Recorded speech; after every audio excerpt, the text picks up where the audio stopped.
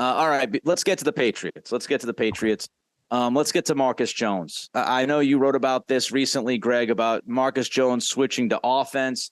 You have a lot of ideas as to why this would make some sense. A lot of reasons, I should say, why this makes some sense. So just your thoughts. You're making the switch. Are you making the switch, Marcus Jones to offense, officially making it happen? Yeah, so a little bit of background. This came out of when I did my initial 53-man roster projection for the Patriots. Again, it's way too early. We haven't seen them on a practice field. We're just guessing and sort of projecting. And so just to catch people up, and they can see it over at BSJ, they can see all my breakdown on this. My last 6 out on the 53-man roster were James Robinson, the veteran running back.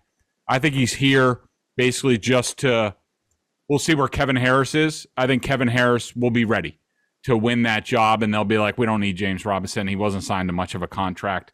Johnny Lumpkin is the UDFA tight end that they signed. I think he's going to show well. Good guy for the practice squad to bring along, but I just don't think he'll be 53-man roster ready. Kayshon Boutte, one of their 6th-round picks at receiver. I have him cut for no other reason is just, it's a numbers game, and I just don't think he's going to be ready for this stage. Again, another good guy to have on the practice squad. Ronnie Perkins, the 2021 third-round pick. With Keon White here, I think that, the numbers dwindle a little bit. And, he's had some hard luck. It's not his fault. I just don't see it happening. Shaun Wade, the cornerback, with Christian Gonzalez here now, other options. He was terrible when he played last year. I don't think he's a bad player. He's great in practice.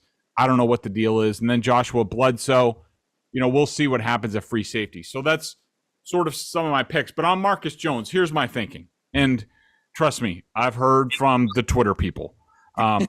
So this is my thinking, okay?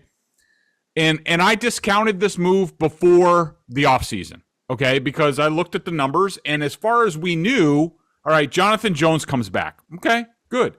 If they run it back with what they had last year, you have Jonathan Jones, you have Jack Jones. Before Jack Jones was suspended and hurt and all that stuff, he got the most reps out of the rookie cornerbacks. Marcus Jones was sprinkled in because of injuries. So to me, it looked like they were going to run it back with basically, you go Jonathan Jones, Jack Jones, Marcus Jones. Okay, give Marcus Jones a real battle him out with Myles Bryant at slot cornerback. I thought Marcus Jones was going to win. So I didn't want to, he didn't need to be on offense other than a gadget play here and there.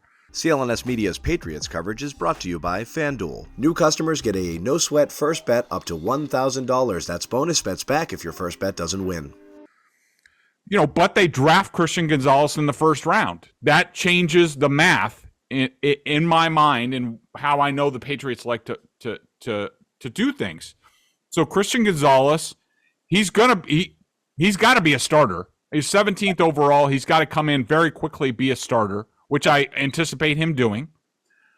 Jonathan Jones, okay, so, he's probably the number 2 guy against 2 wide receiver sets, which you don't see very much of.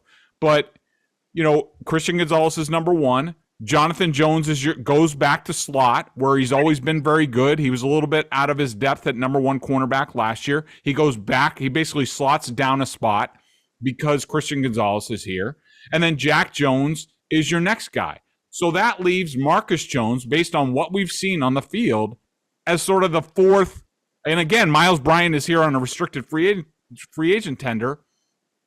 That leaves Marcus Jones as sort of the dime back. And that's if they even want to play with more cornerbacks. They usually play with more safeties, which they have a buttload of. So to me, Christian Gonzalez changes the math to where Marcus Jones really, unless there's injuries, really shouldn't have much of a role at all on defense. So that's the defensive component. On offense, they haven't really done anything. They've just replaced Jacoby Myers with Juju Smith-Schuster. They've replaced Jonnu Smith with Mike Gesicki. Definite upgrade there. And, yes, you're hoping for Tyquan Thornton to have a second-year step forward. But in terms of a dangerous weapon, like we've talked about, they haven't added anything. And you could say Oh, well, there's 6th-round picks. Kayshon Boutte, Demario Davis. Okay, I have high hopes for Davis. I have Davis making my 53-man roster. But look at the Patriots' history for a second. Like, you can get all jazzed up all you want off the draft and off of highlights and stuff like that. When the hell does a rookie receiver skills guy other than running back, when do they ever come and do anything? I mean, N'Keal Harry was a first-round wide receiver, and he didn't do jack, for a long time, especially his rookie year. He was hurt, he got on the field a little bit at the end of his rookie year. That's normally the way they do things. So, maybe Boutte pops, maybe Demario Davis pops, but do you really think they're going to have that big of a role? To me, their history says no. I do have hope that Demario Davis can do a lot of those things that Marcus Jones does. You and I have talked about it.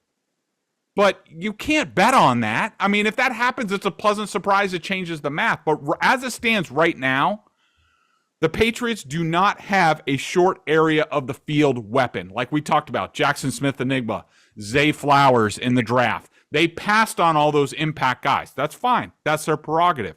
But when you look at the roster, they have a bunch of boundary guys. They have a bunch of slot guys. They don't have the type of short area, quick little, get the ball in his hands, he can turn it into a touchdown. We saw that in glimpses with Marcus Jones. I would love to get him on the field as sort of the third down running back to dictate matchups. Now you're talking about a guy that defenses have to take account for, that they say when he's on the field, we have to have a plan. To me, it's worthwhile at least looking at that this offseason and possibly going forward. New customers get a no-sweat first bet up to $1,000. That's bonus bets back if your first bet doesn't win.